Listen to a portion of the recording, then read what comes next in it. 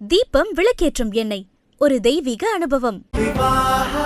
மணப்பெண்ணின் பிரத்யேகமான திருமணம் விவாஹா தி சென்னை சில்க்ஸ். நம்ம காட்டக்கூடிய அந்த 3 வகையான புகைப்படங்களில் ஏதாவது ஒரு புகைப்படத்தை செலக்ட் பண்ணிக்கலாம். அது அவங்களுடைய முன்னோர்களுடைய எனர்ஜியை கனெக்ட் பண்ணுற விதமாக நம்ம ஒரு புகைப்படத்துக்குமான அந்த பைலுக்கான முன்னோர்களுடைய மெசேஜ் 1 by 1 நம்ம பார்க்க ஆரம்பிக்கலாம். முதலாவது படத்தை சூஸ் பண்ணவங்களுக்கான முன்னோர்கள் மெசேஜ். ஒரு ஃபீமேல் எனர்ஜி தான் உங்களுக்கு அதிகமாக கனெக்ட் ஆகிருக்கு. ஃபீமேல் எனர்ஜி, அதுவும் 2 வகையான ஏஜ் கேட்டகரியில் இருக்கிறவங்க.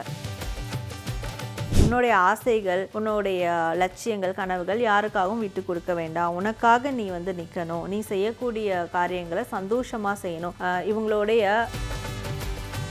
இவங்க எப்போல்லாம் சந்தோஷமாக இருக்கிறாங்களோ அப்போல்லாம் இவங்களுக்கு தேடி மிகப்பெரிய வெற்றிகள், வாய்ப்புகள் எல்லாமே வந்துக்கிட்டே இருக்கும். அப்போ இவங்க முன்னோர்கள் இவங்க சந்தோஷமாக இருக்கிற சொல்கிறாங்க. எல்லாரையும் எல்லா ஜீவராசி 30+ 40+ இருக்கிறவங்க இவங்களோட எனர்ஜி இங்கே கனெக்ட் ஆகுது. இவங்க தரக்கூடிய மெசேஜ் என்ன அப்படின்னு பார்க்கும்போது, வார்த்தைகளில் நிதானம் தேவை. இவங்க பேசக்கூடிய வார்த்தையில் ரொம்ப கவனமாக இருக்கணும் அப்படின்றத அந்த ஒரு ஃபீமேல், அந்த 50+ 60+ அந்த மேல் எனர்ஜி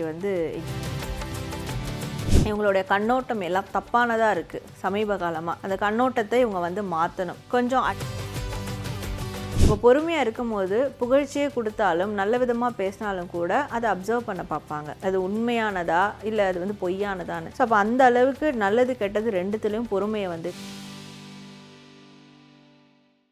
ஐபிசி பக்தி நேயர்கள் அனைவருக்கும் அன்பு வணக்கம். இன்னைக்கு நம்ம கூட ஜூன் மாதத்தில் வருகின்ற அமாவாசை. இந்த தினத்தில் நம்முடைய முன்னோர்கள் அமாவாசை காட்சி மூலம் நமக்கு சொல்கின்ற செய்தி என்ன அப்படிங்கிறத பார்த்து சொல்வதற்காக டாரோ ரீடர், ஸ்பிரிச்சுவல் ஹீலர் சாரா மேம் நம்ம கூட இணைந்திருக்கிறார்கள். மேம் வணக்கம். வணக்கம். உங்கள் அனைவருக்கும் வணக்கம். தென்னாடுடைய சிவனே போற்றி, என் நாட்டவருக்கும் இறைவா போற்றி, எல்லாம் சிவமயம். நம்ம ஒவ்வொரு மாதமும் அமாவாசைக்கு முன்னோர்கள் சொல்கின்ற செய்தி என்ன அப்படிங்கிறத அமாவாசை காட்சி மூலம் சொல்லிட்டு இருக்கோம்.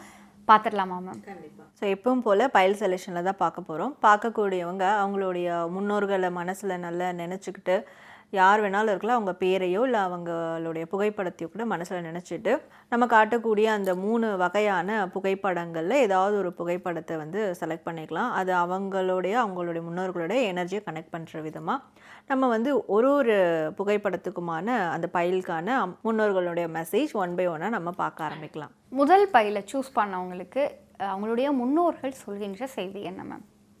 முதலாவது பைல் படத்தை சூஸ் பண்ணவங்களுக்கான முன்னோர்கள் மெசேஜ்.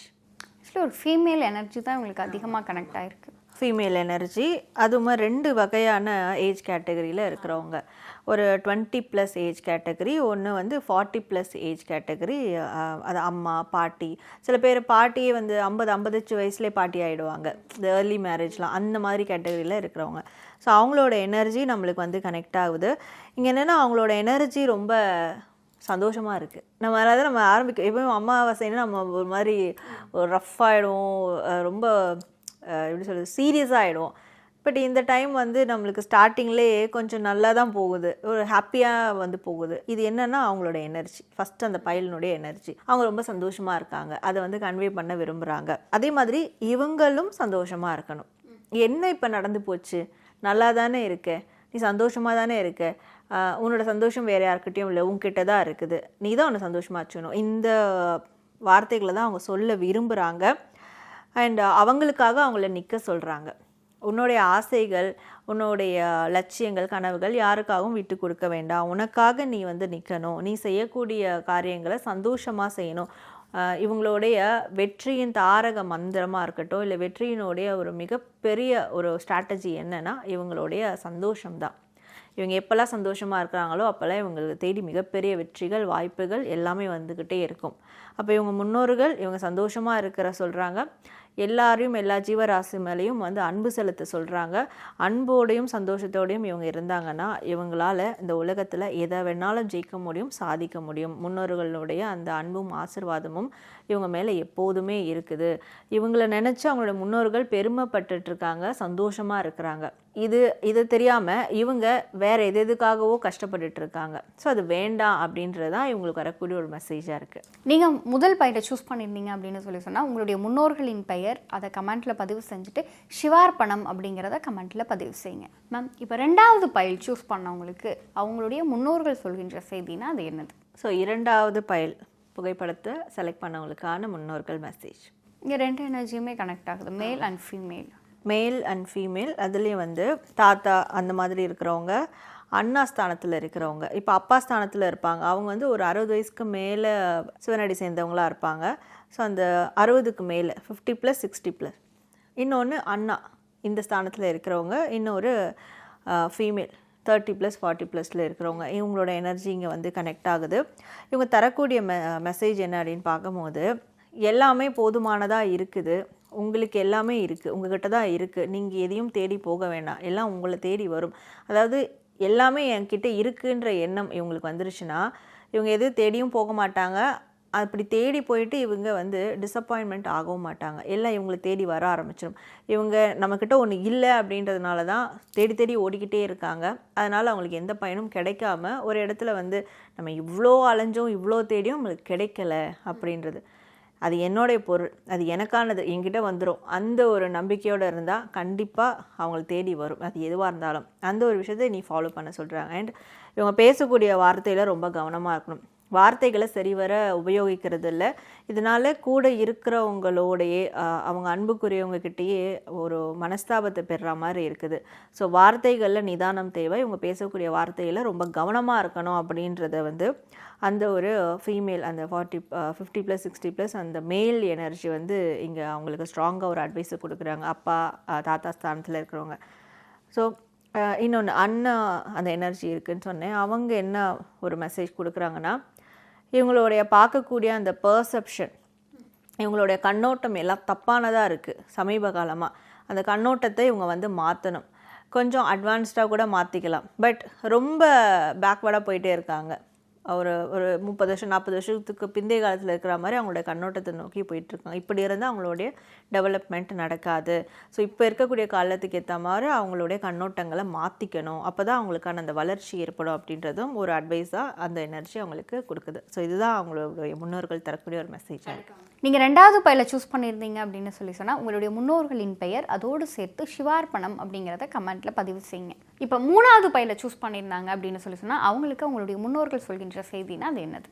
ஸோ 3வது பைல் 3வது புகைப்படத்தை செலக்ட் பண்ணவங்களுக்கான முன்னோர்கள் தரக்கூடிய மெசேஜ். ஸோ இவங்களை கனெக்ட் பண்ணுற அந்த முன்னோர்கள் எனர்ஜி என்ன அப்படின்னு பார்க்கும்போது, இங்கே ஒரு எனர்ஜி தான் ஸ்ட்ராங்காக கனெக்ட் ஆகுது. அவங்களுடைய பாட்டி, அதாவது 70 வயது 80 வயது 60+ மேலே இருக்கிறவங்க, அந்த பெண்ணுடைய எனர்ஜி தான் இங்கே வந்து கனெக்ட் ஆகுது. அவங்க சொல்லக்கூடிய மெசேஜ் என்ன அப்படின்னு பார்க்கும்போது, பொறுமை ரொம்ப முக்கியம். இவங்க பொறுமையாக இருந்தாங்கன்னா இவங்களை சுற்றி நடக்கக்கூடிய நரித்தந்திரத்தை இவங்களால் வந்து கண்கூடாக ஃபைண்ட் அவுட் பண்ண முடியும், பார்க்க முடியும். இவங்க எப்போல்லாம் பொறுமையை இழக்கிறாங்களோ அப்போ இவங்களை சுற்றி நடக்கிறத அவங்களால கவனிக்க முடியல. இந்த பொறுமை வந்து நல்லதுக்கும் வந்து இது கனெக்ட் ஆகும். எப்படின்னா, ஒருத்தவங்க இவங்களை புகழ்ந்துட்டாங்க, ஒருத்தவங்க இவங்களை பற்றி நல்லா பேசுகிறாங்கன்னா உடனே நம்பிடுவாங்க, பொறுமையாக இருக்க மாட்டாங்க. ஸோ அப்போ நரித்தந்திரம், மற்றவங்க பண்ண நரித்தந்திரம் தெரியாமல் போயிடும். அப்போ பொறுமையாக இருக்கும்போது புகழ்ச்சியே கொடுத்தாலும் நல்ல விதமாக பேசினாலும் கூட அதை அப்சர்வ் பண்ண பார்ப்பாங்க, அது உண்மையானதா இல்லை அது வந்து பொய்யானதான்னு.